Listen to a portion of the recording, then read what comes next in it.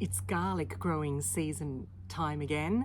So I had a look back at my videos and I have a definitive guide to growing garlic, but it's a couple of years old. So I thought it was time for me to update my garlic growing techniques. So come along with me. Let's find out the wonders of growing garlic. Mwah. Love it, love it, love it. Do you hate garlic? Now, my father was Italian and he hated garlic. You wouldn't believe it, would you? So Mum used to try and sneak it into, well, she did. She used to sneak it into everything. And Dad was none the wiser because maybe he actually secretly liked garlic. Yes, who knows? Anyhow, let's talk about garlic. So I grow my own garlic and it is absolutely gorgeous. And by the way, did you know that 80% of the garlic grown worldwide is grown in China? It's quite a lot, really, isn't it? Unbelievable.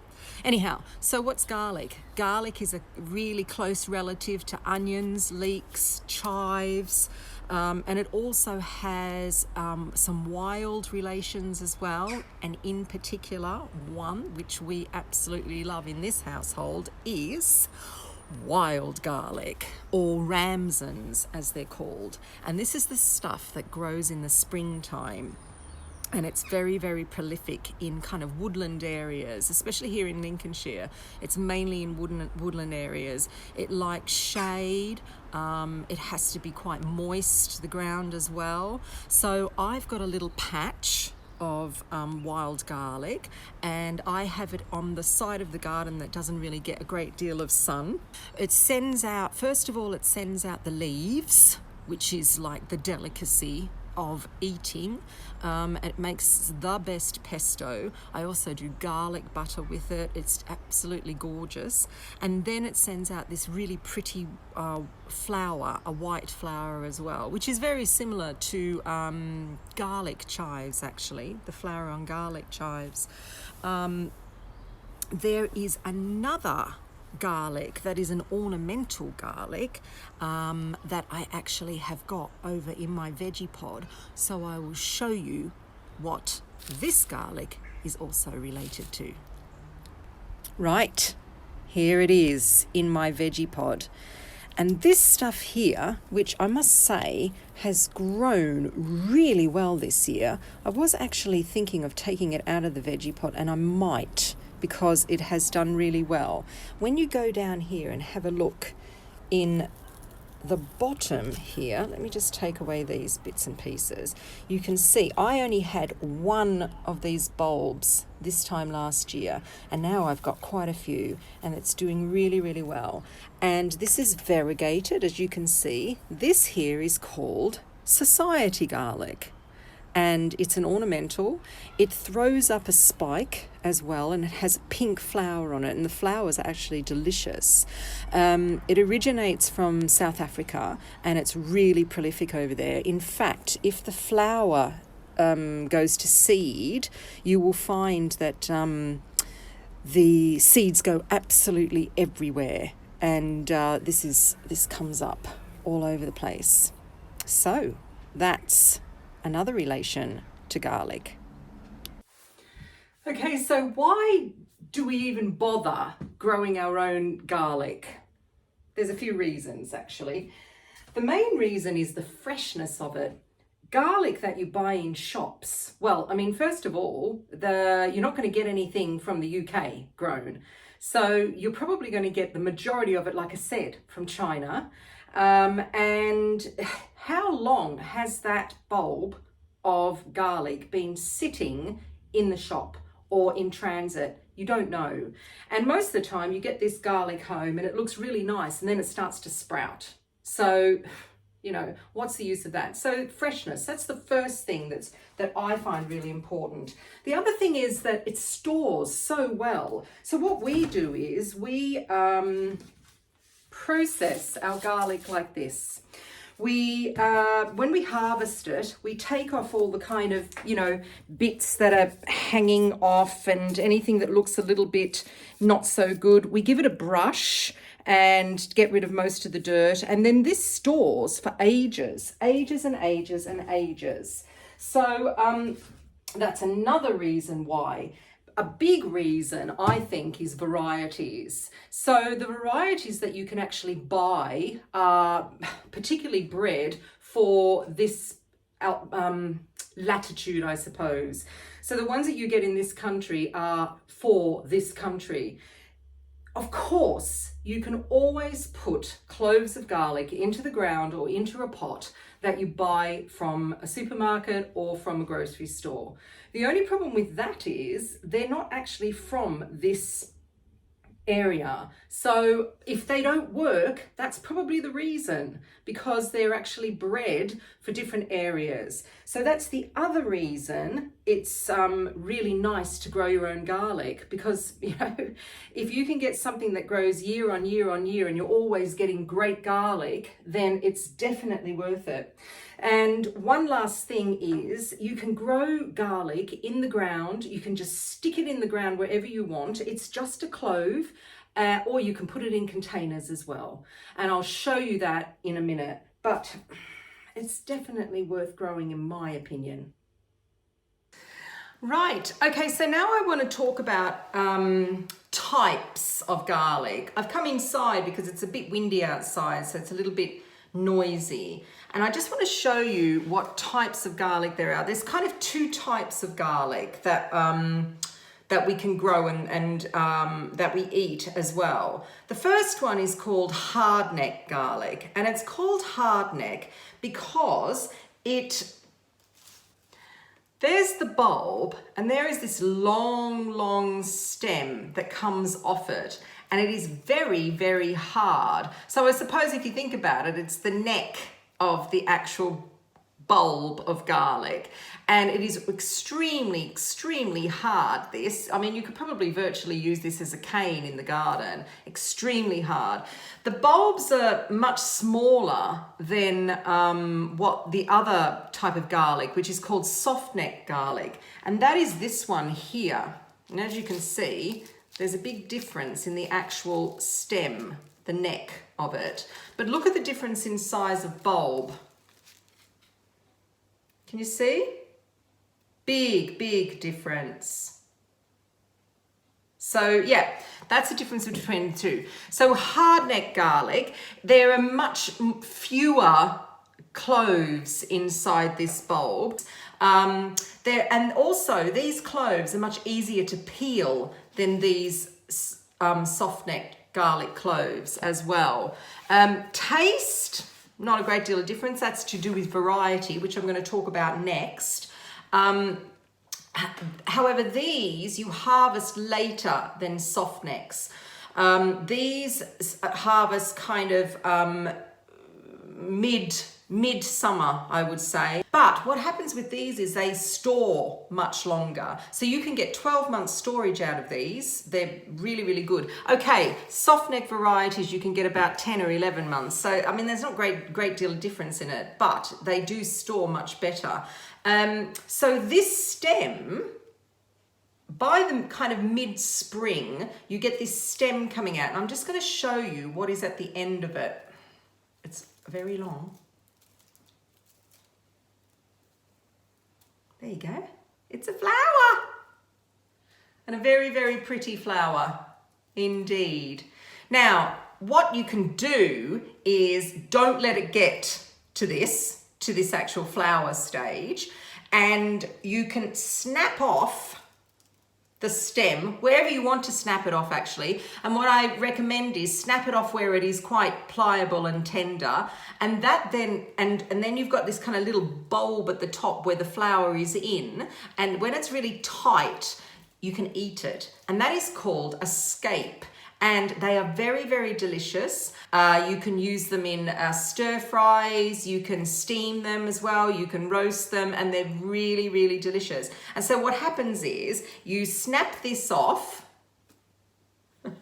get to the end of it, snap it off, and then the bulb grows bigger as a result. If you leave the flower on, it's going to affect the size of the bulb. There you go. Okay, so that's hard neck. What is soft neck? Soft neck is this one. No flower on this one, folks. No flower at all. You do get large, obviously the bulbs are larger, and you get a much more differentiation in the cloves on these ones rather than this other one. And actually I might just show you, I'm just going to pull off some of this, I'm going to make a mess here on my table, but it doesn't really matter. And I'm going to just pull off this stem if I can.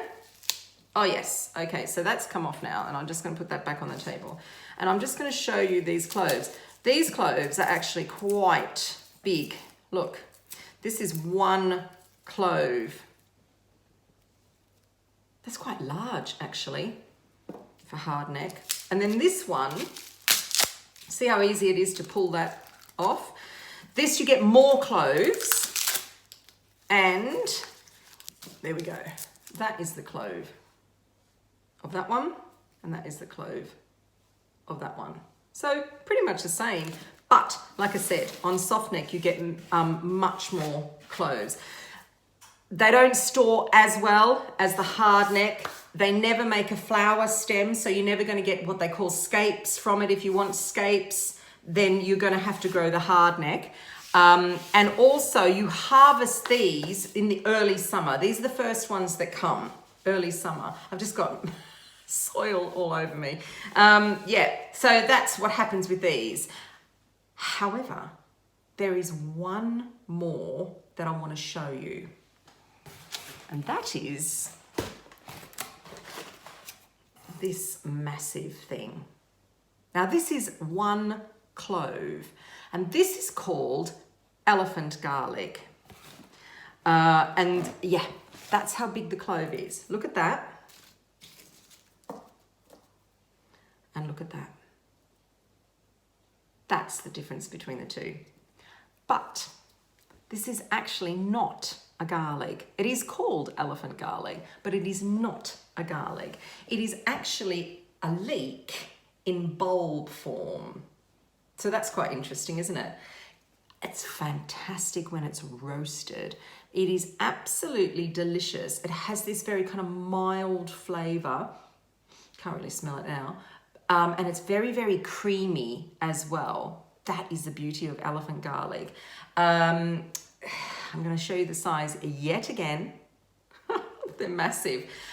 These you harvest again in midsummer, same as the hard garlic, and these make a flower stem. So yes, so that are the types of garlic that you can get. Now I'm going to talk about what I grow here in the UK and what I'm going to grow this year.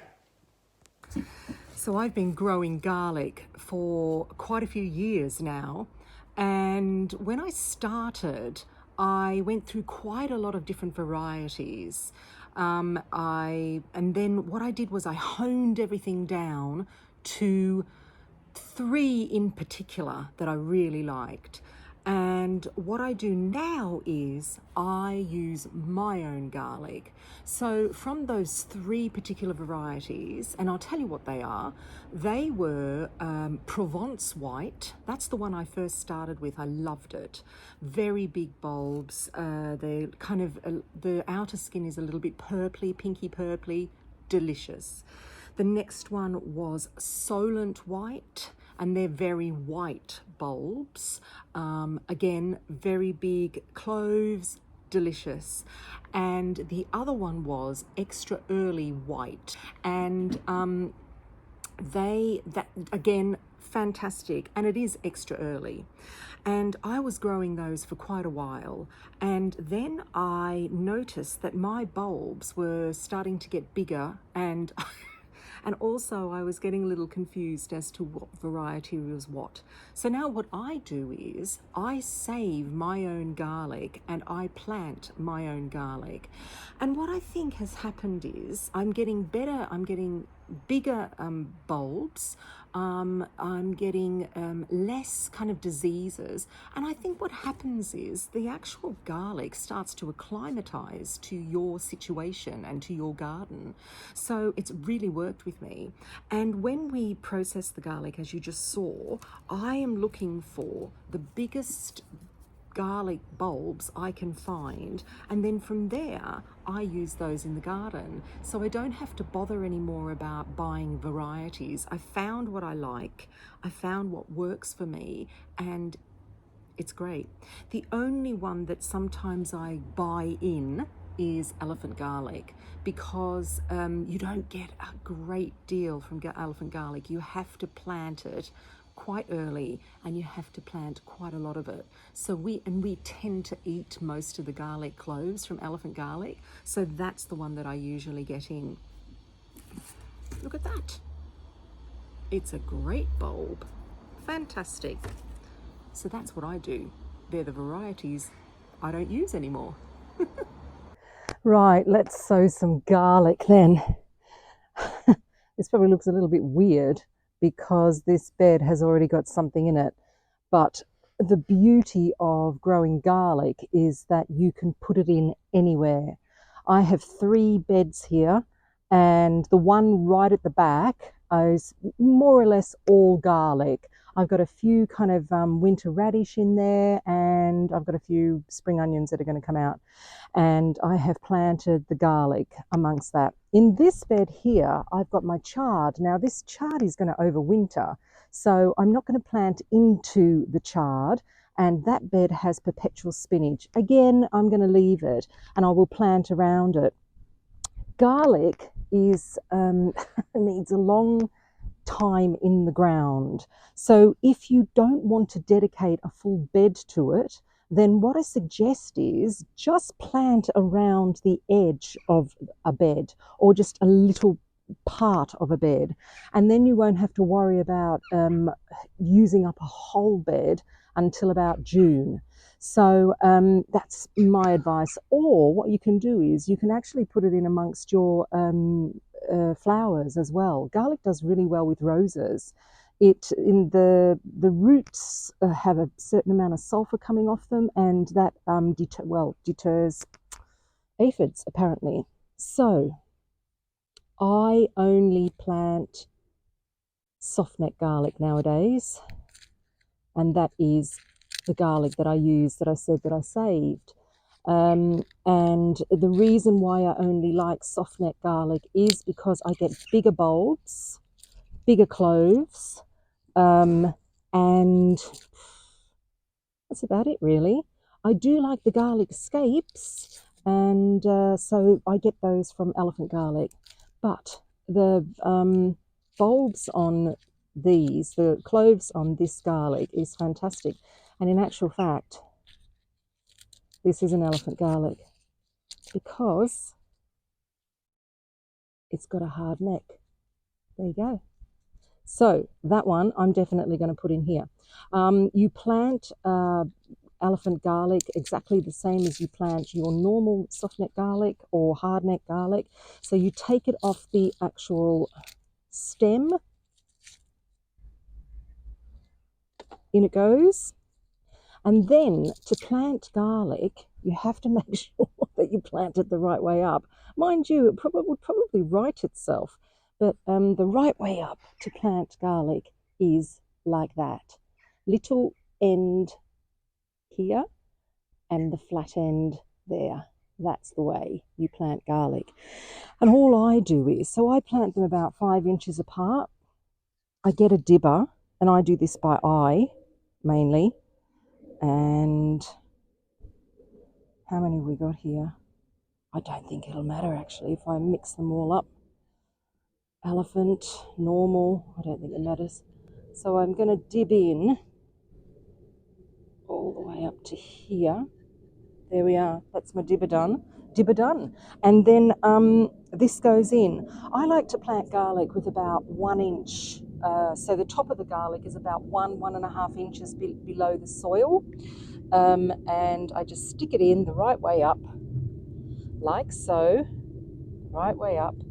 And then all you do is you cover it with soil. What could be easier than that? Very easy. And then this stuff will be later ready. Oh, look at that, perfect. I've got a whole row. Will be ready later than the soft neck garlic. And the hard neck garlic, if you're going to grow that, that will be even later again. That's it. I hope I remember where this row is. I'm just going to put that there so I remember, because I'm going to make a little sign. That is sowing garlic. I do sow garlic in containers, and I'll show you why and what I do. So this is the other way that I grow garlic. I grow it in pots. And these are the pots that I had my tomatoes in. You can just see behind that I've still got some canes up. And this one isn't, but the rest of my pots are on like an automatic watering system. And instead of taking it out for the winter, I just leave the pots in here. I use exactly the same soil that I did for my tomatoes. So I've just chopped, there is the end of the tomato. I just chop them off at soil surface, and then I just leave them. And then what I do is all the small, very small cloves left over from the larger ones, all of these here, they then get planted in these pots in the greenhouse, and I leave them for the winter. Now, this garlic isn't necessarily going to grow into big bulbs, but what it grows into is something that we absolutely love, and that is green garlic. And green garlic is kind of like the baby version of normal garlic. The cloves don't really turn into bulbs, but you eat them in the green, what they say, in the green. So everything is really delicious, and it's not dried out. So it's very simple. If you want to actually just grow garlic in pots, you can do this as well, but you probably wouldn't be putting them in as densely as I am. In this pot, I am going to put 4. I'm not going to put 5 because in the middle of the pot, I've got the root of the tomato. So I'm going to do 4. And again, I do exactly the same as I do in the garden. I've dibbed a hole. I put this the cloves in like so, and cover them up with compost. I just replenished the top of these because these were really dry, and I just replenished them with a little bit of compost. I cover everything up, and that then will be my green garlic for April, May. It's absolutely delicious. A lot of people like to start their garlic off in modules or pots, and that's great. It's actually quite a good idea if you've still got a crop in the ground that you want to harvest, because it'll take about 6 weeks, maybe even 8 weeks, depending on the weather, for the garlic to form the roots and then sprout from the top. So that's good. I don't bother, because they are so easy and so reliable to grow in the ground, and you really have got until kind of end of November to plant garlic. But if you do want to start them off in modules or pots, start them off in something decent like a 3-inch pot, and just stick the garlic in there and they'll come up. You know, and then when you've harvested what you needed to harvest, you can put them in straight away and they've got a head start. All right. So the main problem with garlic is this thing called Allium Leaf Miner. And it's not only garlic, it's any allium. Leeks, onions. It's a horrible, horrible, horrible thing to have. So what is it? It is a little fly that comes and lays eggs into your garlic, and then and it has 2 egg laying times. The first one happens in early spring, and then the next one is kind of mid to late autumn. what happens is they're like little white maggots, and you can find them in the foliage, in the stems, in the bulbs. They're all over the place. And then about 2 weeks after that, they become this kind of brown pupae. And then the pupae goes into the ground, the flies start, and it all happens again and again and again. The only way you can actually stop this allium leaf miner is you have to cover your alliums with mesh. Unfortunately, I mean, I'm finding nowadays I have to cover most things with mesh, and I'm talking things like veggie mesh, that really, really fine mesh. And so that is the only way. And really, you need to put the mesh on the ground before the stems start coming up, because they smell this garlic. The next thing is a very similar critter, and it is called the Leek Moth. Again, any allium, it loves alliums. It works differently because it's like a little caterpillar. And so they bore into the garlic stems, and then this little caterpillar. Now, what happens is you can't see any damage at all, but then the stems start kind of flopping a little bit. Now, if you're lucky, you can see the hole where it's gone in, and sometimes you can get in there with a knife and take this moth out, this caterpillar out, and then it's okay. But again, if you put mesh on top of your alliums, you shouldn't really have this problem at all. The thing that I got last year, not bad, but I did get it, was rust. Now, rust is when you get these orange spots on the lower leaves of your garlic or onions as well. You can actually, when you see these orange spots, you can actually start taking the lower leaves off, and that will work to a certain extent. But the only way you can stop rust is you have to grow garlic undercover. So you'll have to grow it in a polytunnel, or like in the pots in the greenhouse, because rust works a little bit like blight.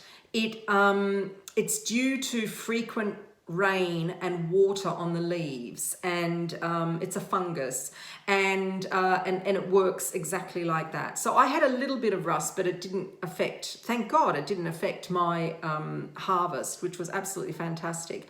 And then the last thing, which I hope you never get, is white rot. And white rot is a fungal, again, it's another fungus.